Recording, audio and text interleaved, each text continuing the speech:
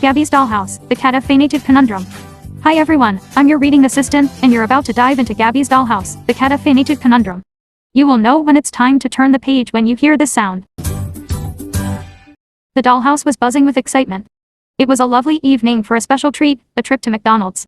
Sally, Baby Box, Pandy Mercat, Kiki Cat, Kitty Fairy, and Carlita were all gathered, their eyes sparkling with anticipation. The conversation was filled with excited chatter about the new coffee flavors that were rumored to be coming soon. I heard they're making a caramel swirl with extra sprinkles. Kiki Cat exclaimed. And I hope they have a new fishy flavored latte. Mercat added, her tail swishing. The drive-through speaker crackled to life, and a friendly voice announced, "Welcome to McDonald's. What can I get for you today?" Everyone placed their orders, Happy Meals for the little ones, fish-shaped nuggets for Mercat, and a large sprinkle-covered milkshake for Kiki Cat. Then, the speakerphone lady announced, "And don't forget our new limited-time special, the Caribbean Crook." The Caribbean Crook? Pandy asked, his ears perking up. "It's a new coffee from Hawaii," the speaker explained. "Ooh, that sounds delicious," Gabby exclaimed. "Let's get 2 of those." 2 hours later, the dollhouse was bathed in the soft glow of moonlight. It was bedtime, and most of the Gabby cats were tucked snugly into their beds. However, Baby Box and Pandy were still wide awake, their eyes sparkling with restless energy.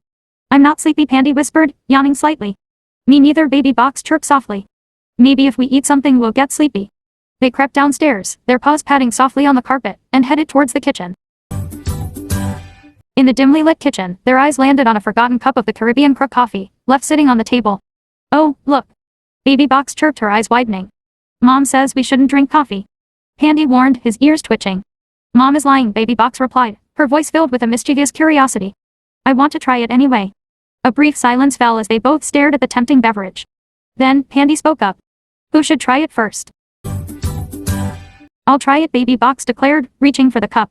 She took a tentative sip, her eyes widening. It's not bad." "Are you okay?" Pandy asked, watching her closely. Suddenly, Baby Box's eyes lit up, and she bounced with boundless energy. "Let's go craft," she exclaimed, grabbing a handful of colorful markers and some construction paper. She started drawing with incredible speed, creating a whirlwind of colors and shapes, all the while chirping and trilling excitedly. She also started to jump on the counters and do random flips.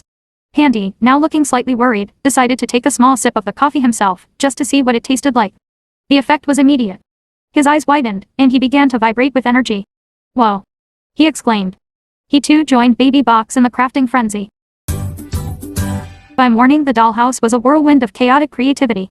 Baby Box and Pandy, still buzzing from the coffee, had transformed the living room into an art studio, scattering glitter paint and construction paper everywhere. They were talking at rapid speed, their voices a mix of excited chirps and energetic trills. Gabby, Sally, Catrat Mercat, and Gamer Cat stared at them bewildered. "Are you guys okay?" Gabby asked, her eyes wide. "Yeah," Sally added, rubbing her temples. "You guys have been acting like that since morning." "We're great," Baby Box exclaimed, holding up a sculpture made of pipe cleaners and yarn. "We're crafting. Look at this. We're making the best art ever," Pandy added, his voice a little strained. He was trying to keep up with Baby Box's wild ideas, and wishing that she didn't pull him to do even crazier stuff around the dollhouse.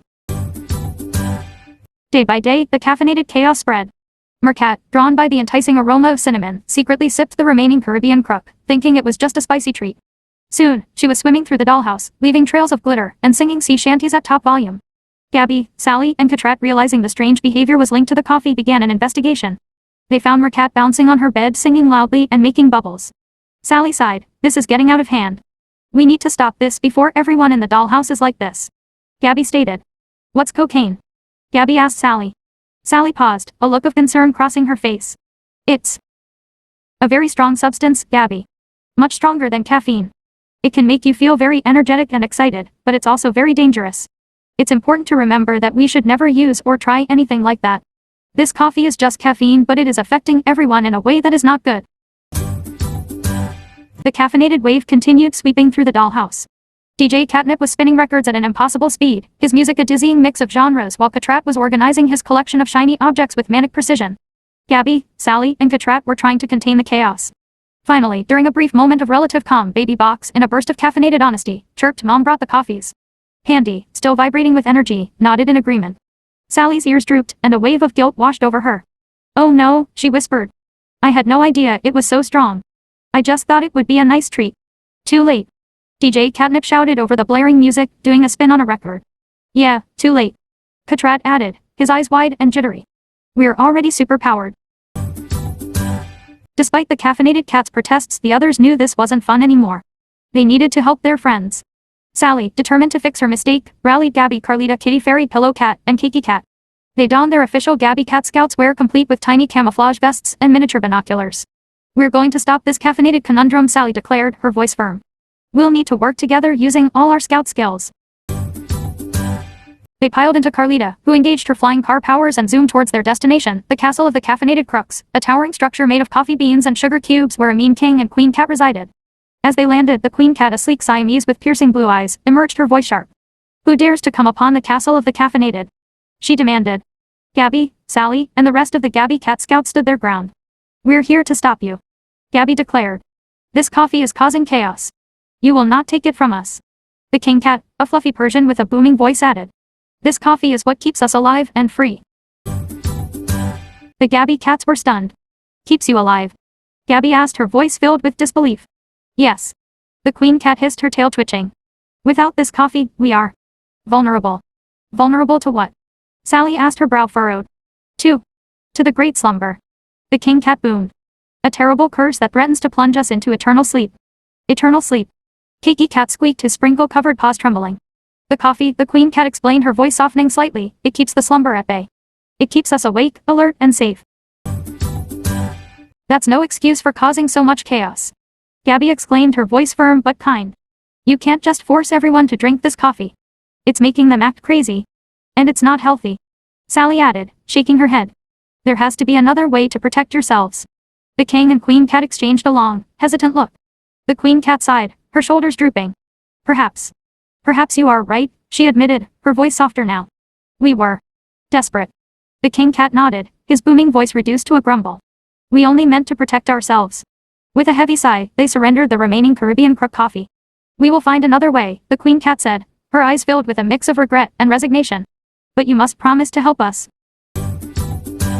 The very next day, Sally, with Gabby and a slightly calmer Pandy in tow, marched into the local McDonald's. "I'm here to file a complaint," Sally declared, her voice firm. "I want to sue for distributing a product that severely caffeinated my family. I do not want to go through something like that again." The McDonald's employee, a frazzled-looking teenager, blinked in surprise. "Sue? Ma'am, I'm not sure I'm authorized to handle that." Just then the manager stepped forward, his face flushed. Mrs. Catnip, we were expecting you.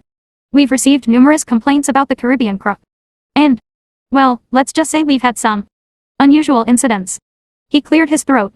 "We are indeed discontinuing the coffee immediately. We've had enough letters talking about contaminated coffee to last a lifetime." And that's the end of the book.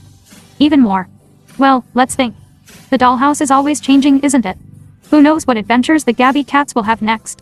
Maybe they'll learn a new dance, discover a hidden room, or even meet a brand new friend.